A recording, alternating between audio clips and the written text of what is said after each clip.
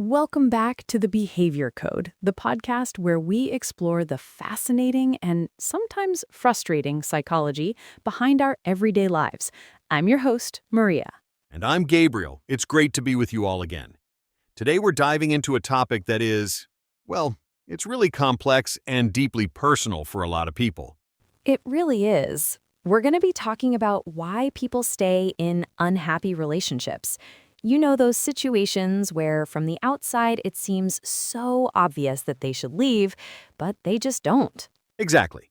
And this isn't about judgment. It's about understanding. We want to explore the powerful psychological and emotional forces that keep someone anchored in a place that no longer brings them happiness or fulfillment. And it's so important because so many people struggle with this. They feel stuck, maybe even ashamed that they can't just walk away. Our hope is that by shedding some light on the why, we can offer some clarity and maybe some empowerment too. And we've all seen it, or maybe even lived it. That friend who is so smart and vibrant, but who seems to shrink when their partner is around. Or that couple you know who constantly bickers and complains about each other, but they've been together for 20 years. Right. Because the impact on a person's well-being is just massive. Staying in a chronically unhappy relationship can absolutely tank your mental health, your self-esteem, your sense of who you are. It ripples out into every part of your life. So let's get into it. So, to really understand this, I think we have to start with one of the fundamentals of human psychology, and that's attachment theory. Okay, yeah, let's break that down for anyone who isn't familiar. Sure. So, attachment theory basically says that the bonds we form with our primary caregivers as infants create a blueprint, a kind of internal working model for how we approach relationships as adults. The blueprint, right. So if you had consistently loving, available parents, you probably developed a secure attachment style. You feel safe, you trust others, and you believe you're worthy of love. Exactly. But if your caregivers were inconsistent, neglectful, or overly critical, you might develop an insecure attachment style. And there are a few flavors of that. Like anxious attachment, right? Where you might constantly worry about your partner leaving you. You need a lot of reassurance. You're sort of always on high alert for signs of rejection. Mm-hmm. Or there's the avoidance style, which is almost the opposite. You learn to suppress your needs. Intimacy feels threatening, so you keep people at a distance to protect yourself. And then there's disorganized attachment, which often comes from a place of trauma, where you both crave and fear intimacy at the same time. It's a very confusing place to be. So you can see how this blueprint just completely shapes your adult partnerships. If your core fear learned in childhood is that you're going to be abandoned, Then the thought of leaving a relationship, even a deeply unhappy one, can feel like a life or death threat. It triggers that primal fear of being alone and unsafe. totally. Think about someone with an anxious attachment style whose partner is emotionally neglectful. They get almost no affection or support, but the partner isn't technically leaving. So for the anxiously attached person, the pain of the neglect might feel more manageable than the terror of being completely alone. It's the devil you know versus the devil you don't. The familiar pain of the current situation can seem safer than the unknown abyss of being single. That childhood programming is just incredibly powerful. And that ties so directly into our next point, which is the role of self-worth. Because that attachment blueprint, it doesn't just shape how you see others, it shapes how you see yourself. 100%. If you grew up feeling like you had to earn love or that you weren't quite good enough, you carry that into adulthood. Low self-esteem becomes a trap. It really does. You might genuinely believe on a deep level that you can't do any better, that this unhappy, unfulfilling relationship is all you deserve. It's a heartbreaking thought, but it's a very real belief for many people. And that creates this really damaging cycle of validation seeking. Your self-worth isn't internal, it's external. It becomes completely dependent on your partner. Yes. So even if they're critical or distant 90% of the time, that one tiny breadcrumb of affection or approval they give you, it feels like everything. It's like a lifeline. And that is a perfect example of intermittent reinforcement. It's a psychological principle that says rewards given unpredictably are way more powerful and addictive than rewards given consistently. It's literally how slot machines are designed, right? Exactly. You pull the lever, you get nothing, nothing, nothing, and then, jackpot, your brain gets a huge dopamine hit. It's the same in a relationship with intermittent affection. The constant state of uncertainty and the occasional unpredictable win of a kind word or a nice evening. It creates a powerful hook. You keep pulling the lever, hoping for that jackpot again. And every time you get it, it reinforces the belief that if you just hang in there, things will get better. It overrides all the nothing moments. And it feeds into those internalized negative beliefs. A person might think, see, they do love me. The problem must be me. If I were just better or calmer or more attractive, I'd get the jackpot more often. It's a vicious, self-blaming cycle. And speaking of cycles, our brains have all these little shortcuts and glitches that can trap us. We call them cognitive biases. Right, mental shortcuts that help us make sense of the world. But sometimes they lead us way off track, especially in relationships. A huge one is the sunk cost fallacy. This is the idea that you've already invested so much into something you can't possibly give up now. Oh, I've totally seen this. It's like, we've been together for 10 years. We own a house. I can't just throw all that away, even if the last, 5 of those years have been miserable.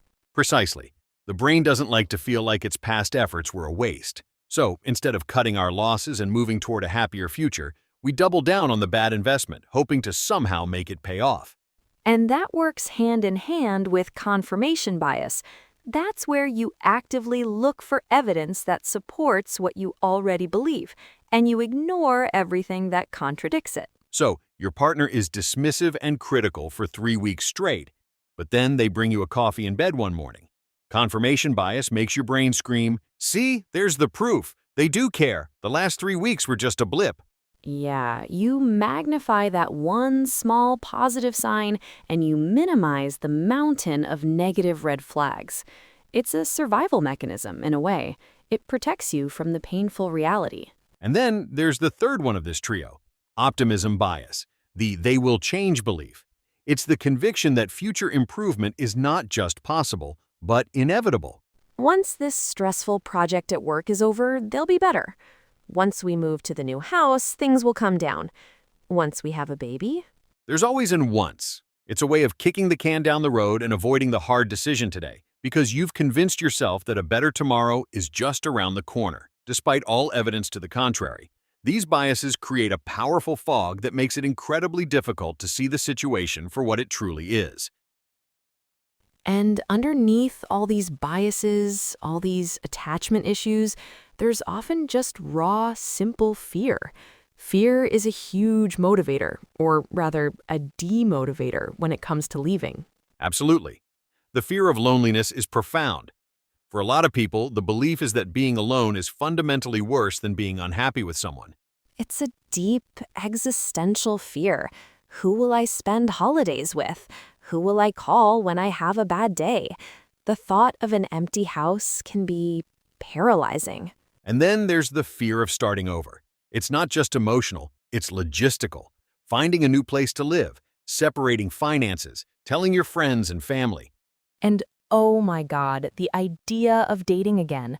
For someone who's been in a relationship for years, the thought of getting on dating apps and making small talk with strangers, it can feel completely overwhelming, like an impossible mountain to climb.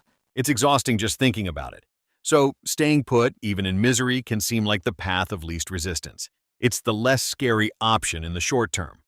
Then you have the fear of judgment. There's so much social stigma around breakups and divorce. You worry what your parents will say, what your friends will think, that people will see you as a failure. And that ties into cultural and societal pressures. In some cultures and communities, there's immense pressure to maintain a relationship at all costs, especially if you're married or have children. The expectation is that you work it out, no matter what. Right, so you're not just battling your own internal fears, you're also battling this massive external weight of expectation. It's a perfect storm of factors that keep people stuck. Okay, so we need to talk about something that's a bit heavier, but it's a crucial piece of this puzzle. And that's the concept of trauma bonds and emotional addiction. Yes, this is especially relevant in relationships that aren't just unhappy, but are actively harmful or abusive, whether it's emotionally, verbally, or physically. So, what is a trauma bond? It's an emotional attachment that forms through a repeated cycle of abuse, followed by reconciliation or kindness. The abuser devalues or hurts the person and then follows it up with love bombing, apologies, and promises to change. It's that intermittent reinforcement we talked about, but taken to an extreme and dangerous level. The unpredictable nature of the affection makes it incredibly potent. Exactly.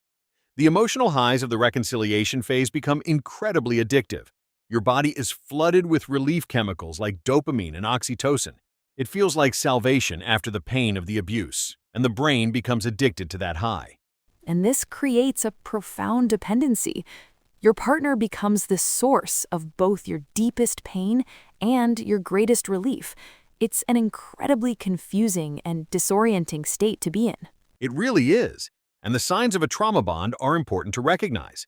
One of the biggest is feeling unable to leave despite the intense pain the relationship causes. You might find yourself constantly defending or rationalizing your partner's bad behavior to friends and family. Right. He's just really stressed at work, or she didn't really mean it, she just has a temper.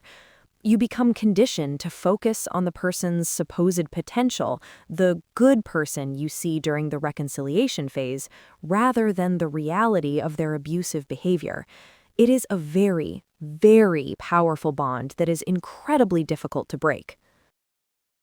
Okay, so we've laid out a lot of the heavy, difficult reasons why people stay, but we can't end the episode there. We have to talk about how to break these cycles. This is where the hope comes in. Absolutely. And the first, most fundamental step is awareness. It's about self-reflection.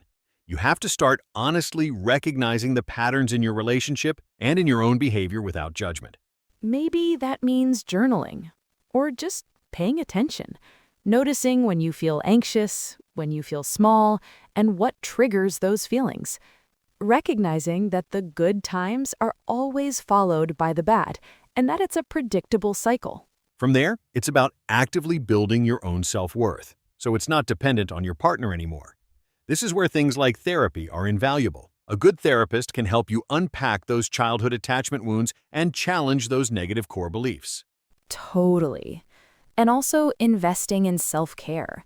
That doesn't just mean bubble baths. It means reconnecting with hobbies you love, spending time with friends who make you feel good about yourself, pursuing goals that are just for you.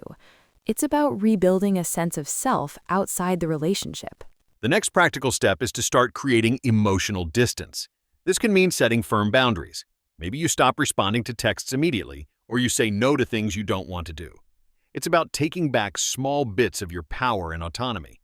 And crucially, seeking support. This is not something you should do alone. Talk to trusted friends or family members who won't just tell you what you want to hear, but will offer genuine support. Find a support group. Lean on your community. And if there is any element of abuse or control in the relationship, safety has to be the #1 priority. This means making a safe exit plan. This could involve secretly saving money, talking to a domestic violence hotline to understand your resources, and figuring out a safe time and way to leave.